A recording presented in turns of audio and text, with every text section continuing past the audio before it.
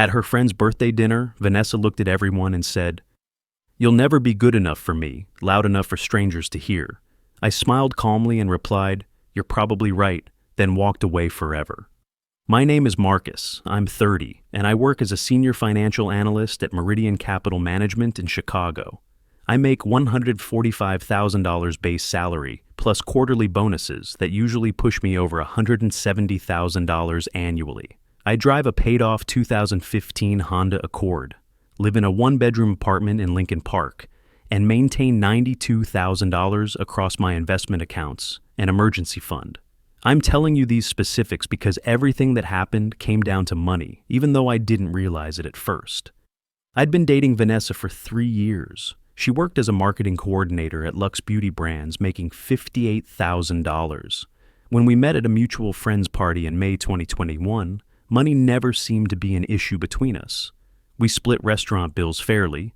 She never complained about my practical choices, and she genuinely seemed to appreciate my financial discipline. She'd even mentioned how refreshing it was to date someone who wasn't trying to impress her with expensive gestures he couldn't afford. The first 18 months were incredible. We'd explore Chicago neighborhoods, find amazing hole-in-the-wall restaurants, attend free concerts in Millennium Park. Vanessa never once criticized my car, my apartment, or my preference for experiences over luxury items. We talked seriously about moving in together, adopting a rescue dog, maybe taking a European vacation once we'd both saved enough. She seemed genuinely excited about building something substantial together. But around 6 months ago, subtle changes started appearing. Vanessa began making offhand comments while we watched travel shows. "Wouldn't it be amazing to stay somewhere like that?" When I'd respond practically about saving for such trips, her enthusiasm would visibly deflate. She started lingering longer on Instagram posts featuring designer handbags, luxury vacations, and engagement rings that cost more than most people's cars. The real shift came through her friend group. Nicole, Jess, and Amanda had all started dating guys in finance, tech, or law who made significantly more than I did. Every time we went out with them, the conversation inevitably turned to money. Nicole's boyfriend had just surprised her with a $3,000 Tiffany necklace. Jess's boyfriend spontaneously booked them a long weekend in Cabo. Amanda's boyfriend leased her a BMW X3 for her birthday, calling it a just because gift. After each of these group dinners, Vanessa would come home quieter than usual. When I'd ask about it, she'd say she was just tired, but I could see her mentally comparing our relationship to theirs. Our Friday date nights gradually became every other Friday, then monthly. When I'd text her during work hours, her responses shifted from immediate and playful to delayed and monosyllabic. 3 months ago, I finally confronted the growing distance between us. We were sitting in my living room, with Thai takeout growing cold on the coffee table, when I asked directly what was happening with us. Vanessa's response was carefully measured. "I just feel like we're not progressing toward anything concrete. Like, where is this relationship actually going?" I told her everything I'd been planning. I was actively saving for a house down payment, had already researched neighborhoods we'd discussed, and was planning to propose within the next 8 months. I even showed her my detailed savings spreadsheet, my timeline, my specific financial goals. She nodded slowly, but her eyes had that distant look people get when they're already mentally checked out. 2 weeks ago, everything exploded at Amanda's 28th birthday dinner. She'd chosen Sarabella, an upscale Italian restaurant downtown, with cloth napkins, a sommelier, and entrees starting at $38. I wore a navy button-down and dark slacks, nothing fancy but appropriate for the venue. When I arrived Vanessa barely acknowledged me. She was already 2 glasses deep in Prosecco, laughing loudly with her friends at the bar. The restaurant buzzed with the kind of energy that comes from people spending money they want everyone to notice them spending. Our group had a long table near the window, overlooking the Chicago River. I sat next to Vanessa, who immediately turned her full attention to Jess, launching into some influencer drama I had no interest in following. Halfway through dinner, after we'd shared $24 appetizers and everyone had ordered wine that cost more per glass than most people spend on an entire bottle, Brad started showing off his new Tesla Model S. He pulled out his phone, swiping through photos of the white exterior, the massive touchscreen dashboard, the autopilot features. "Fully loaded," he announced. $95,000, but the acceleration is insane. That's incredible, said Jason, Nicole's boyfriend. I'm looking at the Model X myself. Those falcon wing doors are sick. Derek, Jess's boyfriend, mentioned he'd just closed on a 2-bedroom condo in River North. Got it for $480,000, but with the development happening in that area, it'll be worth $600,000 in 3 years easy. Already appraised higher than what I paid. Jason worked at some tech startup and started detailing his stock options. If we IPO next year like everyone's projecting, I'm looking at a minimum $200,000 bonus. Could be significantly more, depending on the valuation. I stayed quiet, cutting my chicken parmigiana and listening to them compete over who had access to more money. I don't need to wave my paycheck around to feel good about myself. And frankly, their conversation felt performative and shallow. That's when Vanessa decided to contribute.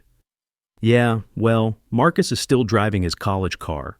The table went quiet for exactly 3 seconds before everyone laughed. Not cruel laughter, just the awkward chuckling that fills uncomfortable silence. But it stung like hell. I looked directly at her, fork still in my hand. It's paid off, no debt, no monthly payments. She rolled her eyes dramatically, taking another sip of wine. That's not the flex you think it is, babe. I felt heat creeping up my neck, but I kept my expression neutral. I set my fork down carefully. Excuse me, I need to use the restroom. I walked past the bar, past couples enjoying romantic meals they'd probably post about on social media, and into the bathroom. I splashed cold water on my face, stared at myself under the harsh fluorescent lights, and told myself to let it go. She was drunk. She was showing off. We'd talk about it tomorrow when she was sober. But when I returned to the table, weaving through waitstaff carrying trays of overpriced pasta, I overheard her talking to Amanda in what she thought was a whisper. I just don't see him ever being at the level I want, you know? Like, he's comfortable being mediocre. He has no real ambition to level up. He's happy with good enough. I stood there frozen, 3 feet behind her chair, my hand gripping the back of an empty seat. The words hit harder than the public humiliation. Mediocre. No ambition. Those accusations coming from someone who claimed to love me. Someone who supposedly knew my actual goals and values. I walked back around, sat down, and didn't say another word for the rest of dinner. I smiled politely when addressed, nodded when appropriate, and counted the minutes until we could leave. The dessert course felt like it lasted hours. When we finally got outside around, the cool night air hitting my face felt like relief after the suffocating atmosphere inside. Vanessa was tipsy, giggling about something Amanda had said, leaning on Jess for support as they walked. I told her I'd drive her home since she'd clearly had too much to drink. She waved me off dismissively. I'm staying at Amanda's tonight. We're doing a girls' night thing, watching movies or whatever. All right, I said, keeping my voice even. Text me when you get there safe. Yeah, sure, she said without looking at me. I started walking toward the parking garage across the street, my hands in my pockets. I'd made it maybe 20 feet, was almost at the crosswalk when she shouted it. Her voice cut through the sounds of downtown traffic, the honking cars, the distant sirens. You know what, Marcus? You'll never be good enough for me. Everything stopped. Her friends went completely silent. A couple walking their dog on the sidewalk turned to stare. A group of people smoking outside a nearby bar looked over. I stopped walking, my back still to her, and took a deep breath. Then I turned around slowly. She was standing there in her black dress and heels, arms crossed, mascara slightly smudged, looking at me like I was the problem, like I was the one who'd done something wrong. Her friends were staring at her with wide eyes, mouths slightly open in shock. I smiled, calm and controlled, the kind of smile that doesn't reach your eyes. You're probably right, I said, my voice steady and clear enough for everyone to hear. Then I turned back around, walked to my car, got in, and drove away. My hands gripped the steering wheel so tight my knuckles went white. I didn't cry, didn't scream, didn't punch my dashboard or call her names. I just drove home in complete silence, city lights blurring past my windows, my mind surprisingly blank. When I got home around, I poured myself 3 fingers of bourbon, sat on my couch in the dark, and stared at the black TV screen for 2 hours. My phone sat face down on the coffee table. I didn't want to see whatever excuses or apologies she might send. Around, I finally picked it up. 3 messages were waiting. Nicole. Hey, I'm really sorry about tonight. That was completely out of line. You didn't deserve that. Jess. Dude, we told her off after you left. Like, seriously went off on her. She was way out of pocket. I'm sorry you had to hear that. Amanda. Marcus, I need you to know that after you left, we all laid into her. I told her she just humiliated the best guy she's ever dated in front of everyone for no reason. Nicole called her shallow and materialistic. Jess said she was acting like a spoiled brat who doesn't know what she has. Vanessa started crying and saying she didn't mean it, that she was just frustrated with her life and job. But honestly, I think she's been listening to too much toxic shit from Instagram influencers and people who think a man's worth is his bank account. You deserve so much better than this. I'm really sorry my birthday was ruined like that. I read all 3 messages twice. I didn't respond to any of them. I turned my phone off and went to bed staring at my ceiling in the dark. Sunday morning, I woke up to 17 missed calls from Vanessa and a string of increasingly desperate texts that had come in overnight. Marcus, please call me. I'm so sorry. I was drunk. I didn't mean any of it. Can we please just talk? I'm begging you. I love you. Please don't ignore me. You're not mediocre. I was just drunk and stupid. I didn't respond to any of them. Instead, I got up, made coffee, and called my best friend Kevin around 10 a.m.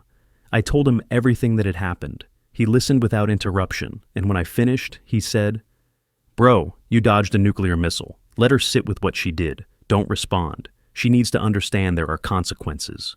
Monday at work, I kept my phone on Do Not Disturb the entire day. I buried myself in a complex portfolio analysis I'd been avoiding for weeks. Numbers, spreadsheets, market projections.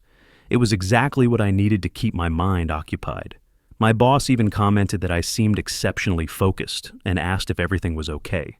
I just said I was in the zone. Tuesday was the same. Head down, working through lunch, staying until 7 p.m. But what I was really doing was thinking strategically about my situation. In my line of work, you learn to analyze problems systematically, identify all variables, and develop comprehensive solutions. I started applying that same methodology to my relationship situation. The analysis was clear. Vanessa had revealed her true values and priorities. She'd chosen to humiliate me publicly rather than discuss her concerns privately. She'd called me mediocre and claimed I lacked ambition while simultaneously benefiting from my financial stability and emotional support.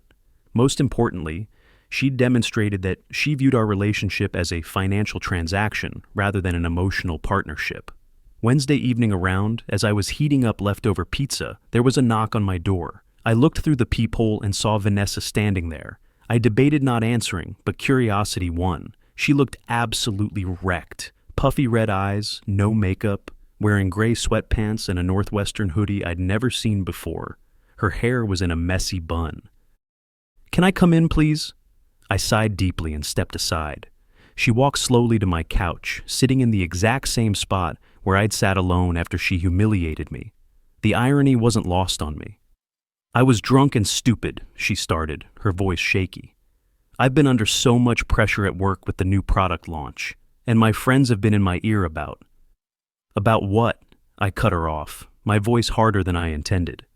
About me not being rich enough for you, not flashy enough, not good enough. She looked down at her hands, fidgeting with her phone. It's not like that. Then what is it like, Vanessa? Explain it to me. Because from where I'm sitting, you publicly humiliated me in front of your friends, called me mediocre, and told me I'd never be good enough for you. So, please, help me understand. She was quiet for what felt like forever. I could hear my neighbor's TV through the wall, some sports announcer yelling about a touchdown. Finally, she said quietly, I guess I just wanted more. More of what? I leaned forward. I work hard every single day. I'm loyal. I've never lied to you or disrespected you. I've been there for you through job stress, family drama, everything. I was planning to propose to you. What more could you possibly want? I don't know, she whispered, tears starting to fall. I just feel like everyone around me is leveling up their lives, and we're just stuck in the same place. Stuck, I repeated slowly, letting the word hang in the air. You think 3 years of love and building something real together is being stuck because I don't drive a Tesla or buy you expensive jewelry? She started crying harder, her shoulders shaking. I didn't say that. You did, actually. Maybe not in those exact words, but that's what you meant. You said I'd never be good enough for you in front of everyone. You humiliated me. I didn't mean it. I swear to God, I didn't mean it.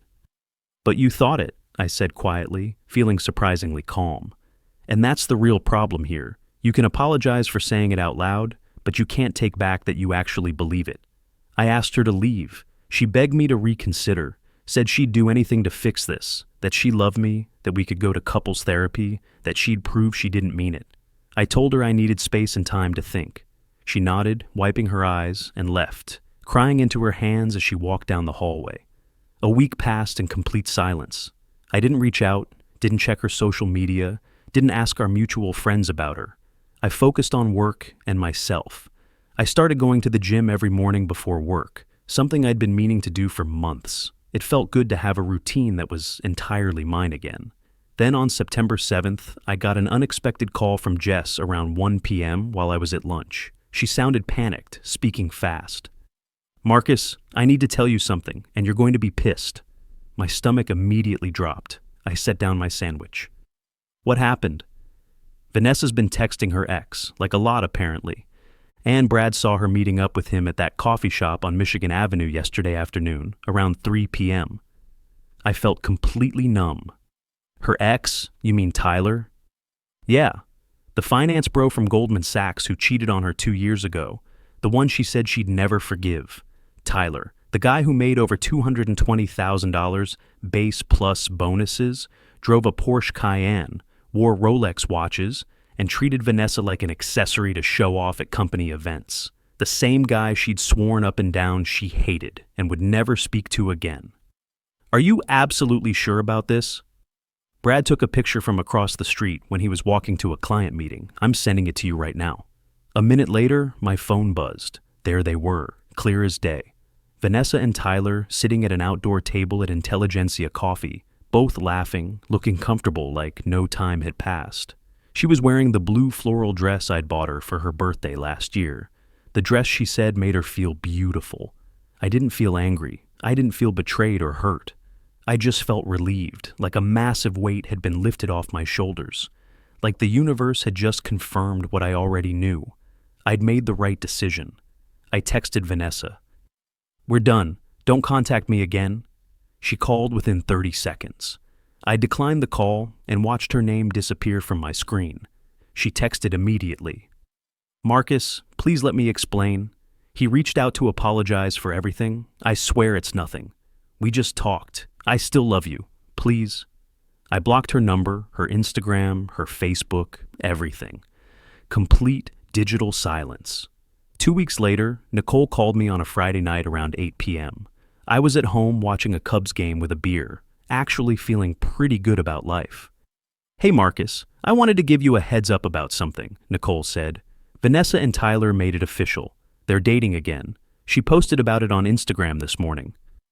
"Good for her," I said, and I genuinely meant it. She got what she wanted. "That's the thing, though," Nicole continued. "I don't think she did. Amanda and I went to brunch with her last Sunday, and she spent the whole time either on her phone, texting Tyler, or talking about him, but not in a happy way. She kept saying things like, he wants me to dress more sophisticated, and he thinks I should network more with important people, and he's helping me become a better version of myself. It was weird as hell. "Sounds like Tyler," I said. "He always treated her like a project." "Yeah, well, it's gotten worse apparently. Jess saw them at dinner Tuesday night, and Tyler spent the entire meal on his phone doing work emails. Didn't even look at Vanessa, just kept ordering for her without asking what she wanted." I took a sip of my beer. "That's his style. Everything has to be controlled by him." "There's more," Nicole said. "Amanda ran into Vanessa at Target yesterday, and Vanessa looked miserable. She tried to act happy, showing off this Gucci bag Tyler bought her, but Amanda said her eyes looked dead. And get this.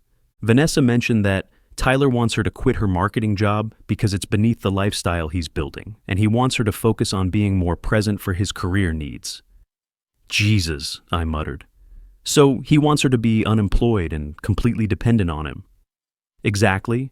And when Amanda asked if she was happy, Vanessa just changed the subject really fast. Started talking about some charity gala Tyler's taking her to next month and how she needs to buy a $2,000 dress for it. I shook my head. Well, that's her choice. She wanted the luxury lifestyle. Now she's got it. I know, Nicole sighed. God, I feel bad. We all do. She threw away something real for this fake shit. Anyway, I just wanted you to know. Also, Amanda's having a small get-together in 2 weeks if you want to come. Just close friends. Vanessa won't be there. I'll think about it, I said. Thanks for the heads up. After we hung up, I sat there thinking about it for a while. Part of me felt vindicated. Vanessa had chosen money and status over real love, and now she was realizing that money can't buy happiness or genuine connection. But mostly I just felt indifferent. She'd made her bed. It's been 3 months since that disastrous birthday dinner. It's now early November, and my life has completely turned around. First, the professional developments. I got promoted in late October to Associate VP with a significant raise. $185,000 base plus performance bonuses that could add another $35,000. My boss called me into his office and told me my focus and work quality over the past few months had been exceptional. Funny how a clear mind and no relationship drama can improve your career performance. I've been hitting the gym 5 days a week, dropped 18 pounds, and actually feel strong and healthy for the first time in years. I reconnected with my college buddies, started playing basketball on Wednesday nights, and honestly, I feel lighter and happier than I have in years. 2 weeks ago, I went to Amanda's get-together. It was actually great. About 15 people, good food, no drama. Nicole, Jess, and Amanda have all been incredibly supportive. They've completely cut ties with Vanessa over what happened. Apparently, she kept trying to justify her choices and blame me for not being ambitious enough, and they weren't having it. At the party, Amanda pulled me aside. I need to tell you something about Vanessa. It's bad. What happened? Tyler dumped her last week, completely out of nowhere. She called me crying at 2 a.m.